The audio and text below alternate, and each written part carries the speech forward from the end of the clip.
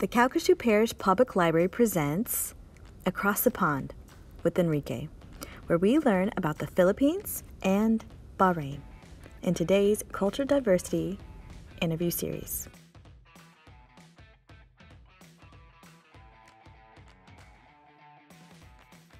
I was born in the Philippines, but my parents already had like a life in the Middle East. That's where they met and everything.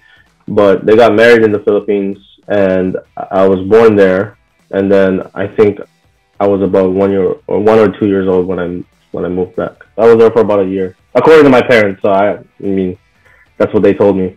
I have always wanted to come to the States ever since I was a little kid, because my upbringing was more of like, I was exposed to a lot of American culture. So like the music I listened to, my dad used to be a DJ. He ever played was like, you know, rooted in hip hop and like popular pop songs from the 90s. Mm-hmm. So something about my upbringing just made me want to come to America ever since I was a little kid. So as soon as the opportunity came up, I took that, and I'm here now.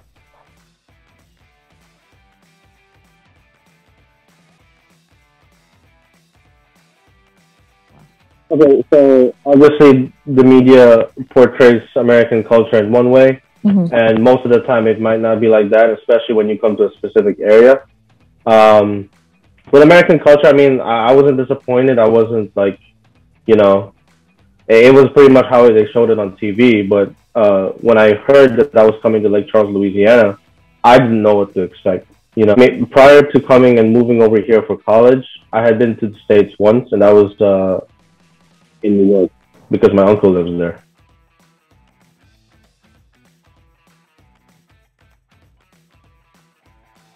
Yeah, I've only ever seen the big cities in America. I've never like come to like a small town like Charles, you know.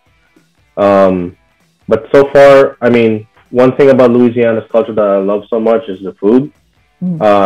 I've been fortunate enough to see other cities in America, you know, New York, Los Angeles, Seattle, but nothing beats the food and the culture and the hospitality of the people down here in Louisiana. I want to move to a bigger city. I don't think the small city or small town life is for me, but you know, aside from that, I don't have any complaints at all.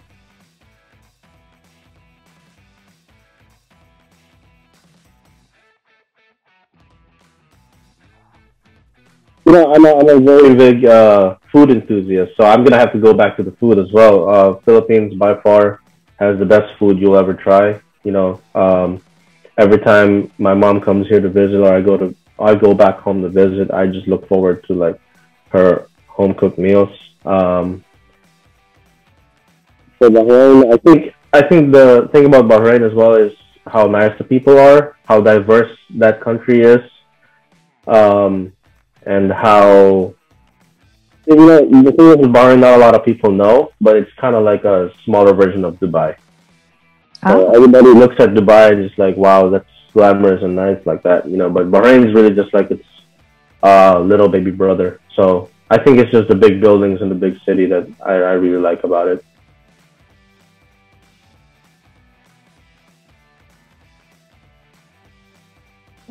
Magandang umaga is good morning in Tagalog, which is my native tongue. I don't know a lot of Arabic because the schools that my mother and father had put me in was not really focused on like the Arabic language. I grew up around a very diverse group of people. You know, some of them were Europeans, some of them were Arabs, obviously because it was in the Middle East. But I grew up with a lot of Filipinos as well. So yeah, I don't know a lot of Arabic. English is my first language. The school that I grew up in was under the British curriculum, so it was like going to school in the UK. The same system that they used in the UK was what they used in the Middle East, at least in the school that I went to. And then that's how I learned. And then I learned my native tongue through my parents as well. And then later down the line, they added the Tagalog class in my school system, so I learned a lot more going to that class.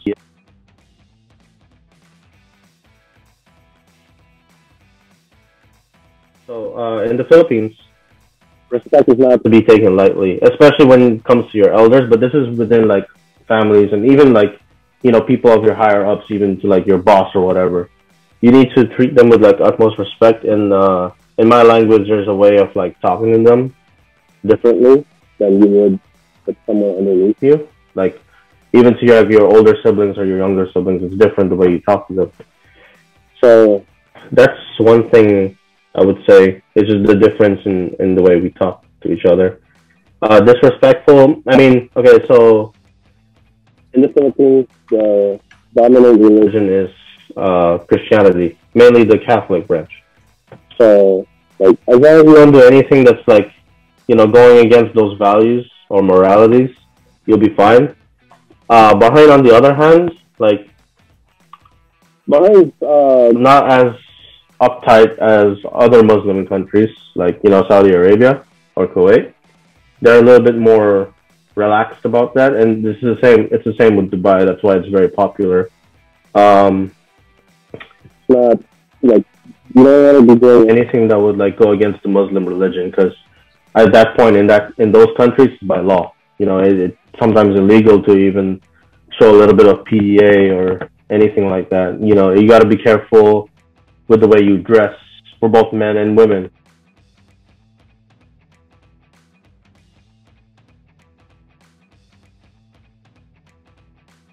Karaoke. They love the karaoke. And, Yeah. just getting together, having a few drinks and whatnot. Parties, they love parties. It's a big thing. And when you have a party in the Philippines, make sure there's a lot of food to feed everybody. That's one thing that I found very different between like Filipino culture and American culture. Mm-hmm. In America, when you say you go to a party, you don't see a lot of food there. The only thing you see is like maybe pizza and some chips. But now you go to a Filipino party, you'll see like full on meal. It's like Thanksgiving every time you go to a party in the Philippines, karaoke and you know they have their own version of like an entertainment industry there, as with any country. So they just like to dance and just have a good time. Bahrain, on the other hand, um, I want to say it's about the same thing, but like I said, it's a very conservative country, so you can't really show that you're partying and going out and stuff like that. It's more on the DL. Yeah, I mean, like in Bahrain, one thing that I did growing up a lot was go shopping at malls. That's all. I mean, there were a lot of malls in Bahrain. Like for a small country like that, for a small island, there was way too many malls.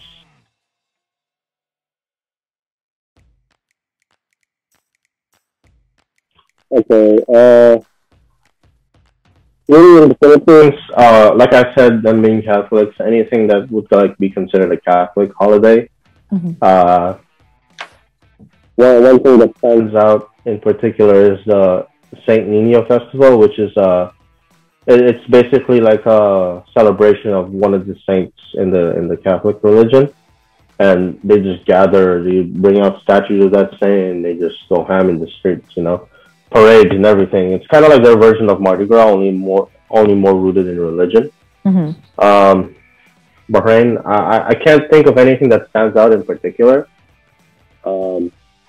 But it's a Muslim country, so I'm assuming any Muslim related holidays like Eid or whatnot would be celebrated as well in that country. And that's another thing that I like about Louisiana. The Mardi Gras festivities is just something that I've never seen in my entire life.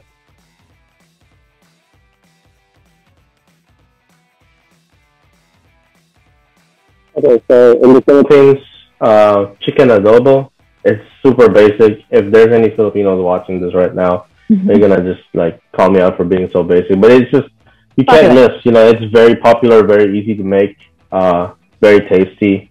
Everybody that I've brought along to my house and had them try it has like loved it, and they've asked me to make them some more. You can't go wrong with chicken adobo. It's like the best thing in the world. In Bahrain, it's not.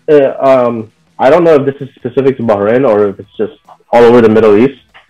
But there is a tea that I like to drink. It's called karak tea. I've never seen it here for sale, even in the international market. I've never seen it. So every time my parents come to visit, or if I go back to visit, I always bring some home with me. Um, it's just something that it just tastes. It's better than regular tea or green tea. As far as foods, I can't like biryani is something that I really like growing up. See, the thing is, in Bahrain, there was also like a huge Indian population there. A lot of people like from India would migrate over there, and so with that being said, the food has an impact on that as well. Butter chicken and all that stuff. Like I grew up eating all of that.